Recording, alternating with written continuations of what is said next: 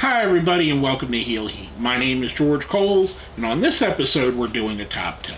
Topic for the top 10? Top 10 thrown together teams. And what do I mean by that? I mean it's a team that's not necessarily meant to last a long time. It's something where you have two wrestlers that are just putting a team together for a short period of time, either to build a feud between the two or because they have nothing better to do with the two. There are some caveats here. I did make it where you can only appear once on this list as a wrestler. If not, we might see guys like Kane or The Big Show 100 times or Goldust 100 times because they've all had great pairings. So for those guys, I picked my favorite of their pairings. Well, Big Show didn't make the list, but there's a lot of stuff with Big Show I like, so he's a good example. Without giving away any on the list, Big Show and Chris Jericho, or Big Show and Billy Gunn. Kind of, you could see what I mean here. They're meant to be a short time thing. They may have won a championship. They may have just been a comedy act, but it's all ones that I enjoy. With that being said, let's jump into the list with our number 10, Ricochet and Alistair Black. Now, on paper, this should not work at all. These are two wrestlers that have a very different style. However, when you put it together, it just worked. And I know they didn't get the push that they deserved or get highlighted as much as they should, but whenever they did show up on WWE and whenever they were there, it was always fun. It was enjoyable. This is one of the ones I could have been very okay with having them be a full-time tag team. Something like the New Age Outlaws, who were thrown together, turning into a full-time team. Or Beer Money, or something of that effect. Because I thought they worked well with each other. I think the dichotomy of the two made a great pairing in its own way. I really enjoyed it. Now going from that, our number 9, Hook and Danhausen. Now, Danhausen's one of those wrestlers that you either love him or you hate him. I fall into I love him category. And I think this worked so well, even though, again, much like Ricochet and Alistair Black, it wasn't a long-term thing. The comedy of Danhausen paired with the seriousness of Hook made this a great example of what I mean here, of teams that I enjoy, because they're just entertaining when they're together. I really love these two. I wish they would have kept that pairing together, or at least as a thing. I wish Danhausen would be on TV somewhere. I don't know why they're not using him. And I know what the answer is going to be that most of you are going to put in the comments, that there was the whole thing with the t-shirts, but I believe that was taken care of and it was a misunderstanding. Anyway, this is a team I really enjoyed. I wish they would have done more with them. Maybe someday they'll reunite with each other. I'll go from that on number 8. Another team that's kind of on the same vein when you have a serious submission-based wrestler who does a little bit of comedy, and then the Japanese buzzsaw.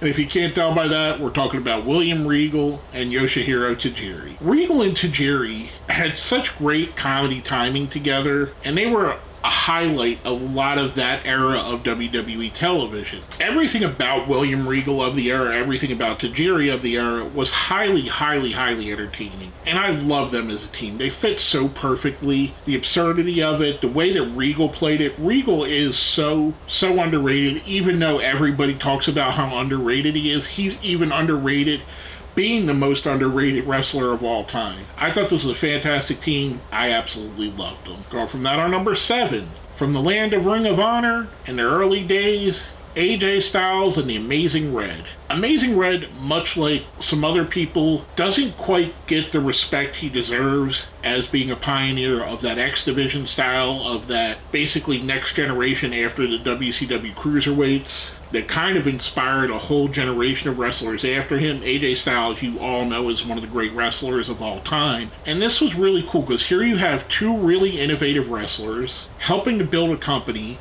showing why both these guys are special, and they are very special. These are two of the great wrestlers of that era. I love their run in Ring of Honor. I thought it was really fun. I'll go from that, our number 6. If you've watched my videos long enough, you've heard me talk individually about how much I love both of these guys. So it should be no surprise that both of these guys are on here as a team, and that is Owen Hart and Yokozuna. And I know it may not be as thrown together as some of the others, but if you really think about it, out of all the teams that Owen Hart was in, whether it be him and the Bulldog, brother-in-law, him and Neidhart, again, his brother-in-law, him and Coco Beware, two young high flyers, they kind of had a theme. Whereas Owen and Yoko, It's just two great wrestlers together. I love Owen Hart and Yokozuna. I think Yokozuna is so underrated. Again, I know he gets a lot of flowers, but when you talk about the great champions in WWE history, his name doesn't get brought up as much as it should. Just like with Owen, when you talk about the great heels in WWE history, his name doesn't get brought up as much as it should. I love these two as a team. I could probably make a 40-minute video gushing about just these two guys. I thought they were awesome together. That's why they're on my list. Now, next up are number 5, Shark Boy and New Jack. Now, you may or may not have seen this era of TNA wrestling, but Shark Boy and New Jack is another one of those teams that on paper should not work at all. You have the goofiest of goofy characters and a psychopath, basically. And I mean that very lovingly. I've met New Jack a few times. He was very nice to me. I never had a personal issue with him, but we all know he's stabbed a man in the ring. He's tried to throw a man to his death in the ring. He beat Gypsy Joe with a baseball bat in the ring. Yeah, New Jack is not the most stable person, or wasn't the most stable person. Again, whenever I talk to him, very nice guy, very respectful, very enjoyable person. Shark Boy, again, just a goofy character. This whole thing was so great, whether it be the Hulk hands that they used as weapons, which at the time were relatively new, whether it be just the batshit crazy backstage segments that they had together. These guys were just comedy gold. Much like Regal and Tajiri, this worked so well. I absolutely love this. Now go from that on number 4, Stone Cold Steve Austin and Dude Love. Now both of these guys, you may have other thrown together teams that you think of first, the two-man power trip with Austin and Triple H, or the Rock and Sock with Mankind and The Rock. But for me, where this was in Stone Cold's career and Dude Love's career and how they fit together and how they just somehow worked, how Stone Cold Steve Austin, the serious character, could respect Dude Love, who's Dude Love, of course. It just, something about it was so funny and so good that I enjoy it. I mean, not that I'm saying that I don't enjoy the Rock and Sock. I love Rock and Sock. I feel like that is more of a cohesive team, if that makes sense to you. Whereas this, it was always meant to be a little bit of a nothing. Just great, just fantastic work by both men. I loved it very much. Coming off of that, and I keep saying I love it, sorry, these things are very enjoyable to me. Coming from that are number 3, Rob Van Dam and Kane. Kane is one of those guys that I could have had 1,000 different things, whether it be Team Hell No with Daniel Bryan, him with X-Pac, him with his brother The Undertaker, but for me, the best pairing, and this was a little bit of a toss-up actually, was him and Rob Van Dam. And I give it this slight nod over him and X-Pac, because I think of so much what happened with him and X-Pac ties more into the overall DX storyline, where this was more about Kane and Rob Van Dam. I like this a lot. I enjoy it.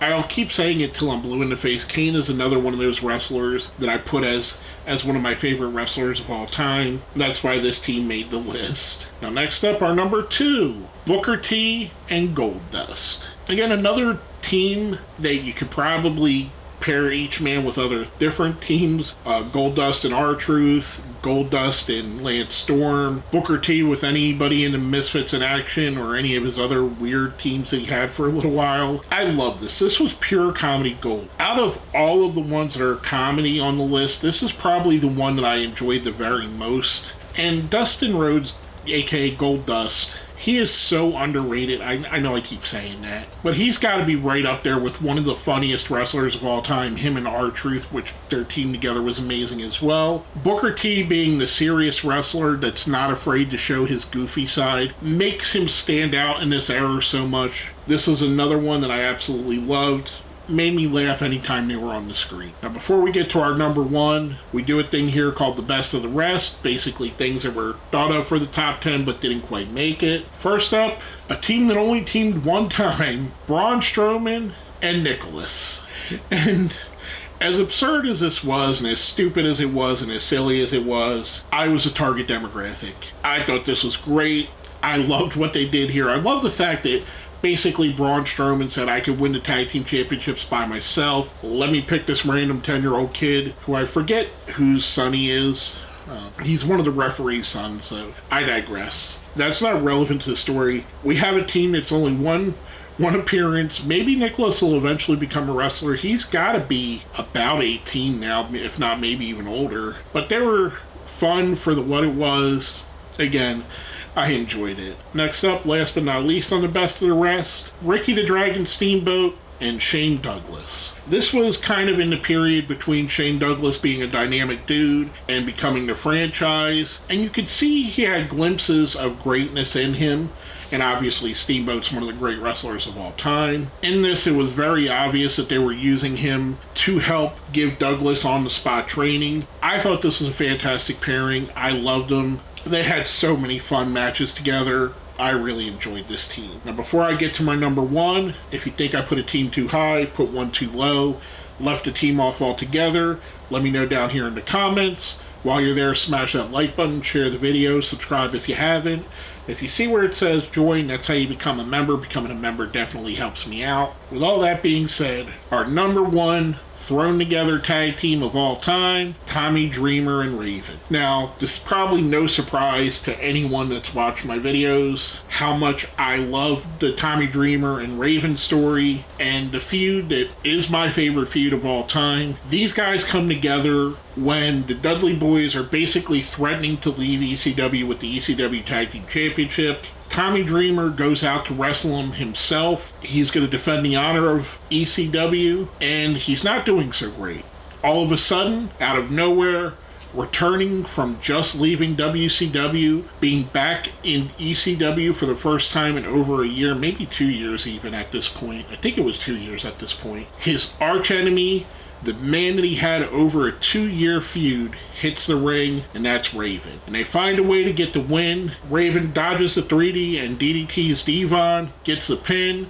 Tommy Dreamer comes to, looks confused. Raven hands him his tag team championship, thus again giving Tommy one of the most confused looks he's ever had, thus adding on to their amazing story, in my opinion, like I said, the best story in the history of wrestling. I thought this was fantastic. I loved this story beat to their ongoing story, and I love the fact that it's two enemies that basically have to find a way to coexist. Just fantastic in my opinion.